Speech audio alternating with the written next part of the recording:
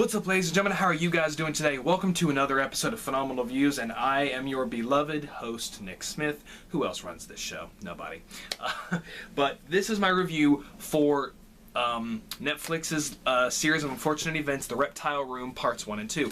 I liked this. I really did. I thought it was a really good adaptation of The Reptile Room. I liked the actor who played Uncle Monty.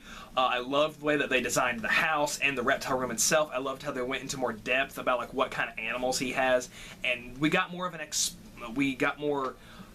of the reptile room explored. And I thought that was really done really well. And I thought that was something that they kind of needed because they kind of went into a little bit more detail of the reptile room in the book. So I'm really glad that they did that. There wasn't really any issues that I had with any of this. It looks like they're taking some of the stuff from the other books, like little tiny things, and throwing it into the mix to kind of keep it going, which I'm kind of okay with that, but at the same time, I guess I wish that they would maybe leave that stuff for the other books. Like, they're making more of, like, the stuff about, like, secret organizations and stuff like that, and I kind of wish that they would just kind of leave that for the other books, because that stuff is coming. But they're using it, I think, to build to something big, and it makes for great storytelling. It really does. So I actually don't really have a problem with that. That's just like a little tiny nitpick with this. But everything is done great. The banter between Neil Patrick Harris and the kids, and that's one thing that I wish I talked about in the other video. Neil Patrick Harris and these kids have great chemistry together. They really do. And Neil Patrick Harris has great chemistry with all of the actors, with his acting trope, with the orphans, with Mr. Poe. Everyone in this series has good chemistry with everyone. The only character that is annoying in the show is Mr. Poe, because he won't stop coughing or he is an idiot. But this was another faithful adaptation done really well with all the characters. They kind of did switch some things around, but they made it interesting, and I was okay with that. They threw in some more stuff about like how when they first met him and he had cake for them.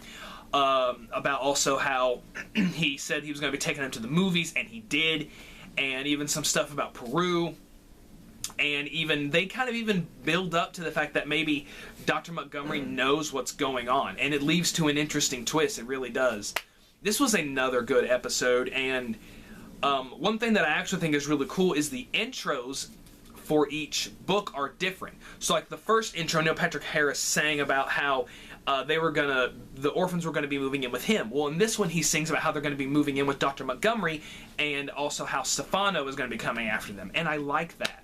It's not just the same thing. They're trying to make each episode or each book and the entrance for the book about the topic, about what's going to happen. And I think that is really awesome. It's very interesting. It's something certain. It's something new that I've actually never seen before. That would be like if they maybe adapted a comic or something, and once they finished that comic series, they changed the entrance, or they changed the lyrics of the song or something, which I actually think that would be something really cool. But overall, I'm going to give The Reptile Room an A for episodes 1 and 2. I really liked how Stefano was portrayed by Neil Patrick Harris. They made Count Olaf threatening, with him threatening to cut off Sonny's toes if they say anything, and him carrying around a knife all the time. Although, it was so funny how he carried around this knife all the time, and Uncle Monty never suspected anything, like, at all. Him even making up a bullcrap excuse about why he was running up the stairs chasing the kids with a knife, and Dr. Montgomery, for some reason, believed it. How they handle the stuff about the incredibly deadly viper was done really well. How they brought in the acting trope was done really well. I really do like this series. I really do. There's not a thing I don't like about it, really at all, except like one thing, but like I said in the other video, I am going to be waiting until I finish the series as a whole before I talk about that. But guys, this has been another episode of Phenomenal Views. Put in the comments below if you have watched The Reptile Room, or if you've even read The Reptile Room. What did you think about it? Is it your favorite book? Is this your favorite adaptation in the series? I really want to know. Guys, hit that like button and don't forget to subscribe. And if you like any of this stuff on my wall, it's because I like movies. And you should go buy these movies. And games. Have a good day, guys. And something unfortunate is coming next time. And it's going to continue.